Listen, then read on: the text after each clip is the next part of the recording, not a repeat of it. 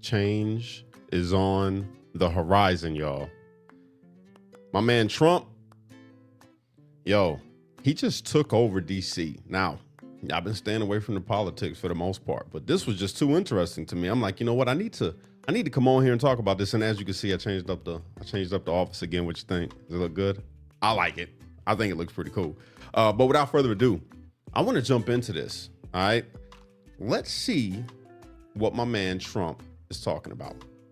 I'm announcing a historic action to rescue our nation's capital from crime, bloodshed, bedlam, and squalor, and worse. This is Liberation Day in D.C., and we're going to take our capital back. We're taking it back. Under the authorities vested in me as the President of the United States, I'm officially invoking Section 740 of the District of Columbia Home Rule Act. You know what that is? And placing the D.C. Metropolitan Police Department under direct federal control, and you'll be meeting the people that will be directly involved with that. Very good people, but they're tough, and they know what's happening, and they've done it before. In addition, I'm deploying the National Guard to help reestablish law, order, and public safety in Washington, D.C., and they're going to be allowed to do their job properly. I'm announcing a historic action to rescue our nation's capital from crime. So you heard it. He said he's trying to rescue the nation's capital, which, all right, so let me just say this. There was a lot of people, right, when he announced this in the comments. I was watching it live, and the comments are like, well, what about the January 6ers and this and that? And I'm like, okay, yeah, look. That was one day that happened because of outside influence and a whole bunch of things, right? But DC on a regular day, see, I was in DC DOC. I was locked up with people that were from there, all right? And they commit all types of different messed up crimes. Like, I'll never forget. I was locked up with a dude, man, named Glock. That was his name. And the kid, he had to be like maybe 23 years old, right? So I asked him what he's in there for. He's like, he caught a body. He got a body. So I'm like, dang, But he was telling me stories about what they do with these kids out there that are like 10, 11, 12 years old. They teach these kids how to carjack people at a light. Some of them end up taking the life of the person, and they teach the kids that it's okay if you do that, because you're not going to get life in prison because you're a kid. You're going to go to juvenile and you'll get out and you'll have some money and you'll be all right. And this is the culture in a lot of the communities out there in DC. Not to say that it's any different than anywhere else that's got a whole bunch of crime going on. But this is what is normal over there in DC. It's the capital of our country. Different world leaders got to go through DC. And when they come out there, if they wanted to drive around DC, I mean, potentially they're not safe unless they got security. So I'm not opposed to what Trump is doing, but there's more, right? So check this out. I thought that this was interesting.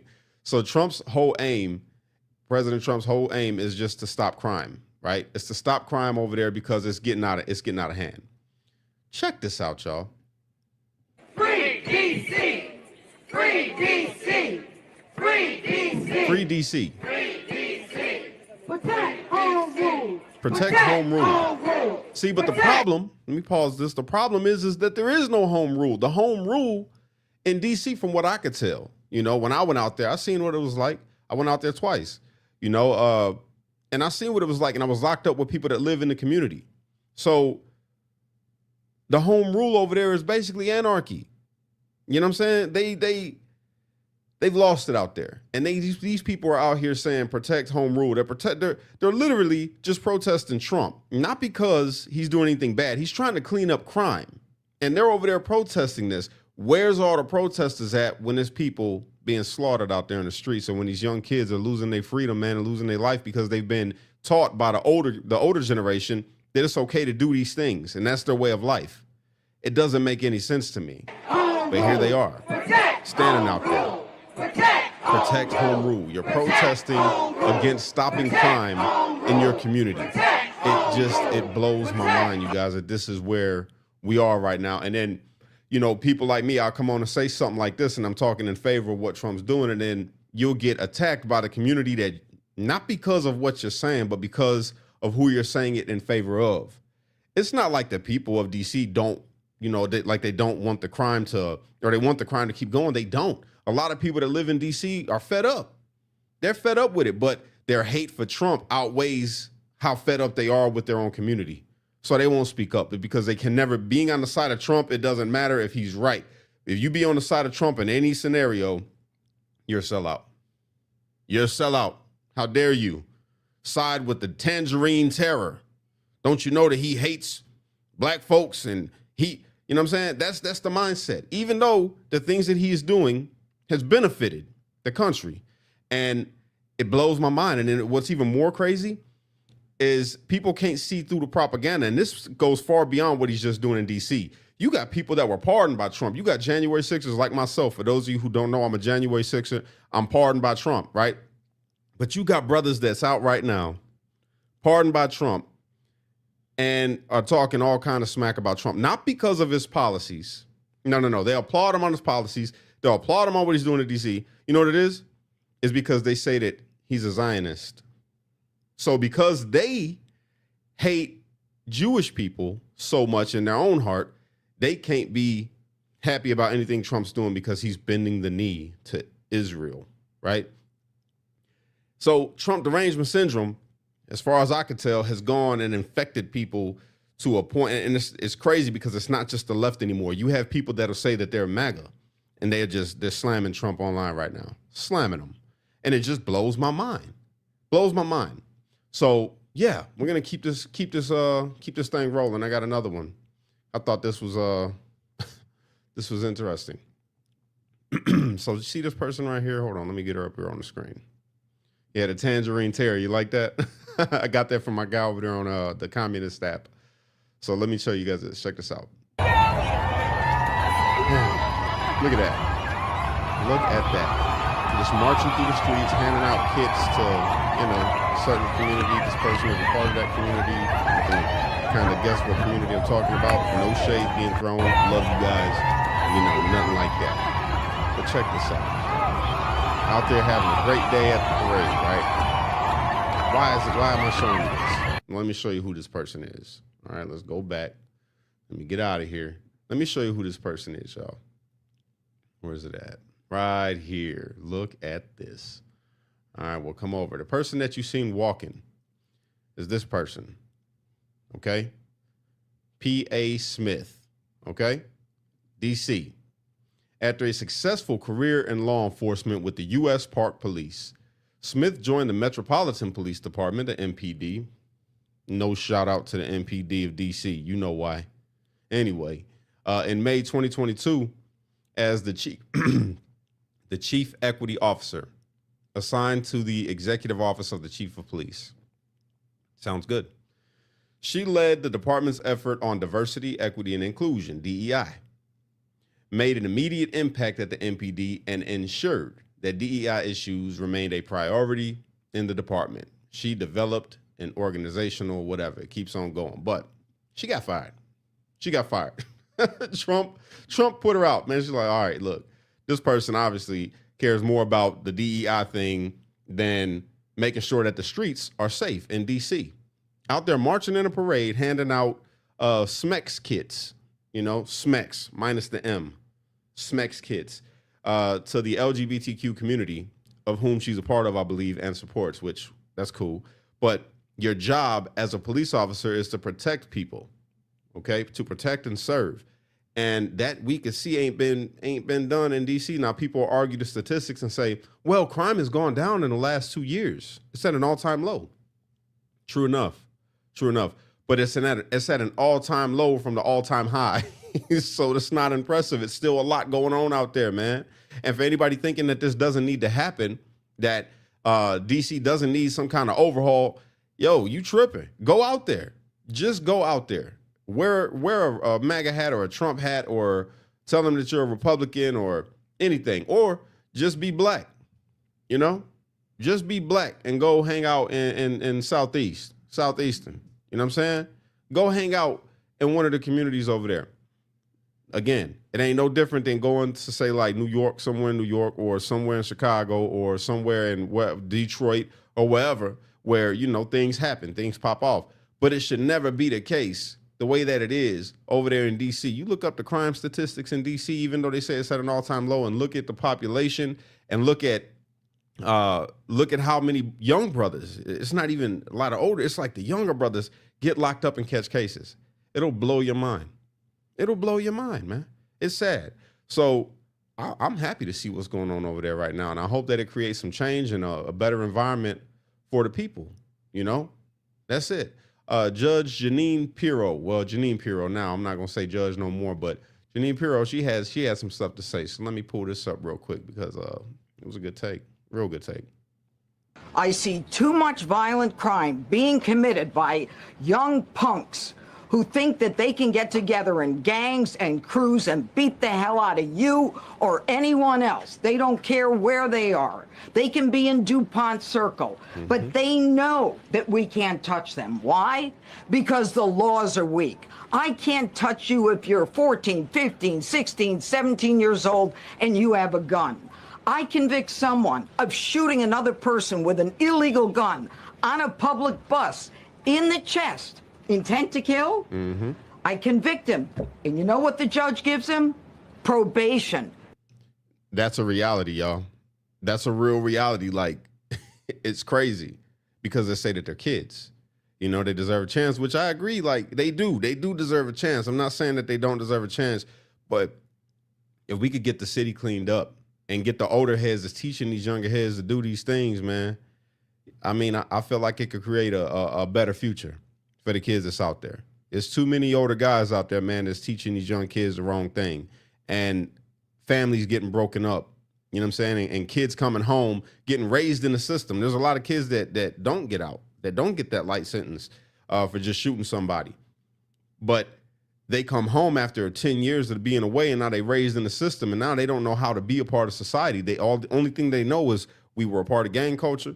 Now we from gang culture, we got locked up young, so now we're in here, and now we learn prison culture. And then when they come home to the streets, they don't know how to act like a regular part of society because they've been raised completely different. You know what I'm saying? And then they go on to commit some more crimes. The recidivism rate in D.C., look at that. The recidivism rate. It's insane. Says you should go to college. We need to go after the D.C. Council and their absurd laws. We need to get rid of this concept of, no cash bail. We need to recognize that the people who matter are the law-abiding citizens, and it starts today. But it's not going to end today because the president is going to do everything we need to do to make sure that these emboldened criminals understand we see you, we're watching you, and we're going to change the law to catch you. Now people are a little upset about it all because they're like, oh, this is an attack against black people. And I find that to be strange that you got so many black influencers online right now, right? And they'll come out and say, and even the white liberal voices that are on social media, they'll come out and say when she's talking that they're talking about black people, they're going to lock up black people.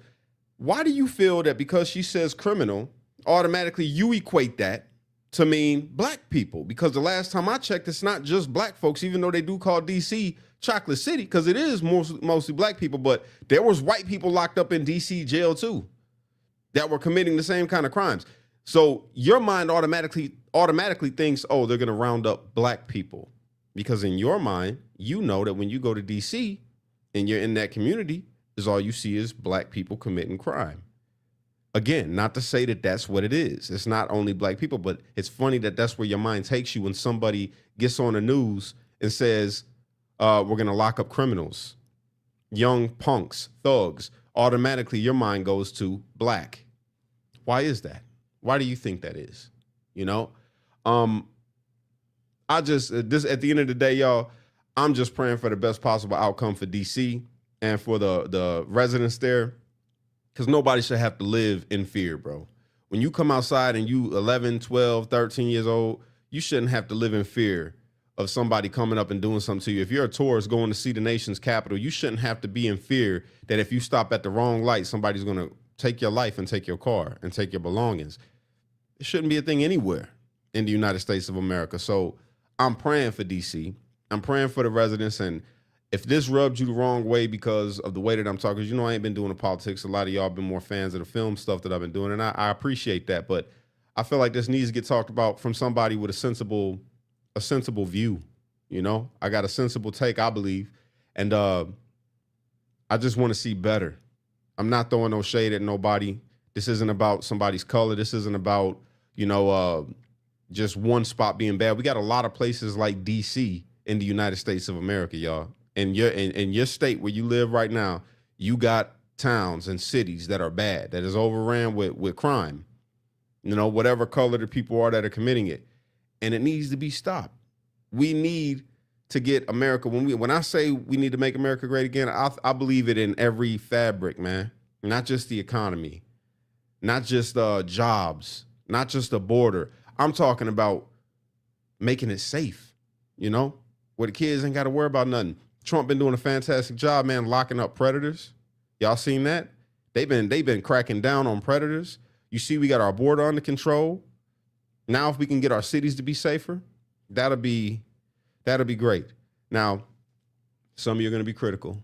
Some of you just can't see past Trump, which is why you'll never be able to appreciate the good things that are taking place in our country right now. But I want to challenge you, man, to take a step back. Stop looking at Trump like the person that you hate the most in the world, right? And just look at the changes that are being made, you know, from a perspective of you wanting to see better. Don't think of it as an attack on somebody because of their color, because that's not actuality. Come on, that's not real. That's not reality. It's not an attack on black. It's not an attack on brown. It's not an attack on white. It's an attack against crime. When the stuff happened with immigration, it was an attack against people that were illegally crossing. Simple as that. You want to say it was an attack on something else other than that? It wasn't. It was just an attack on people that crossed illegally. You know, which if somebody commits a crime over here in America, guess what?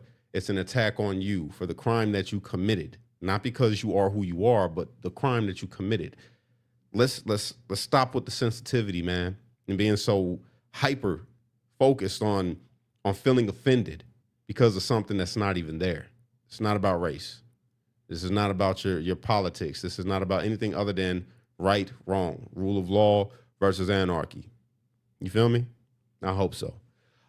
With that, I'll be back on, I guess, later on today and getting my office back in order. I just wanted to come on and talk to you guys and show off my cool little setting that I got right now. You know what I'm saying?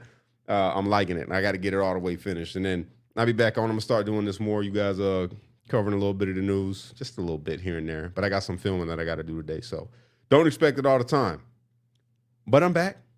I'm back just with a new approach. You know? You feel me? I love y'all. Unite.